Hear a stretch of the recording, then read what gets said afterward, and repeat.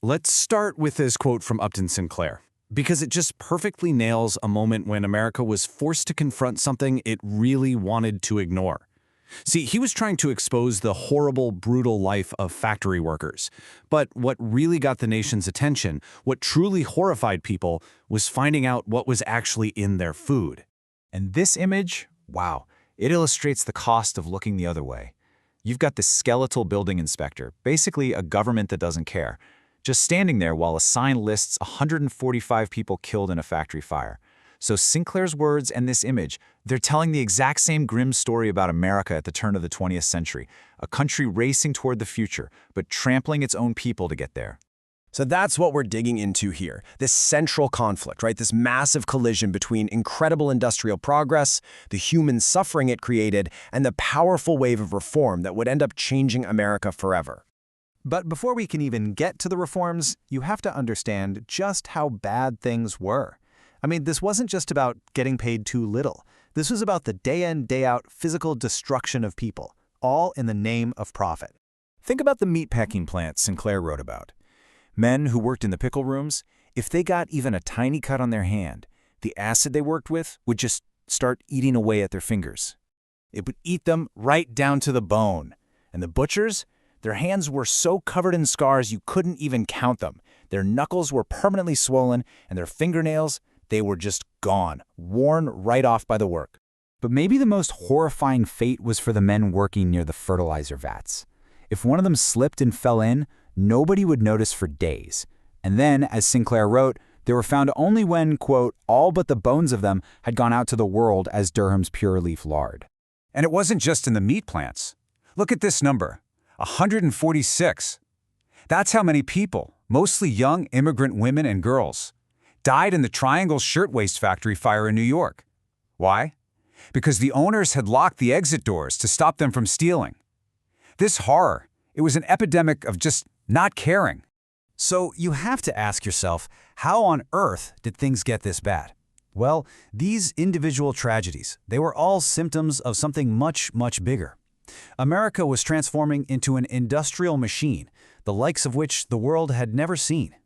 And what's just mind-boggling here is the speed. I mean, look at this. In a little over 35 years, the country goes from ending a brutal civil war to creating its first billion-dollar company. The railroad stitches the nation together, massive trusts consolidate power. It was just this dizzying, explosive birth of growth. So what was fueling this whole thing? Well, you had a few key ingredients. The government was actually helping out, pouring money into railroads. Technology was leaping forward. The country had all these natural resources for the taking. And, critically, there was this huge, growing pool of workers, immigrants, and people moving from farms to cities to power the factories. And here's the crazy thing, the central paradox of the whole era. For some people, life was getting a lot better. There were new things to buy, and for many, wages were actually going up. But at the exact same time, the gap between the super rich at the top and the workers at the bottom grew into this massive, unbelievable chasm. Well, you can only push people so far. That kind of inequality, that kind of suffering, it couldn't be ignored forever. And so a new generation of activists, thinkers, and journalists started rising up. They were the reformers, and they were demanding change. And some of them, like Florence Kelley, made these incredibly powerful, practical arguments. For her, giving women the right to vote wasn't just some abstract idea about equality. No, it was a tool, a weapon. How could women possibly protect themselves from powerful factory owners if they didn't have the power of the vote? But, it's not like all the reformers were on the same page. Not at all. Take the environment, for example. You had this big debate. On one side were preservationists, like John Muir, who basically said, nature is a sacred temple, leave it alone. But on the other side, you had conservationists, like Gifford Pinchot, who said, no, nature is a resource that we need to manage smartly so we can use it for a long time. It was a huge debate that shaped policy for decades. So how did these ideas get out there and actually grab the nation's attention? Well, you can largely thank a group of investigative journalists who got a pretty interesting nickname, muckrakers. They were the ones digging up the dirt, going into the slums and factories and exposing all the corruption and injustice for everyone to see. They were telling the stories aimed right at the public's heart. And with all this pressure building, from the activists, from the muckrakers, From a public that was just horrified, Washington couldn't look away anymore. The old way of doing things, where the government just stayed out of the economy, yeah, that was coming to an end. And this brings us right back to where we started.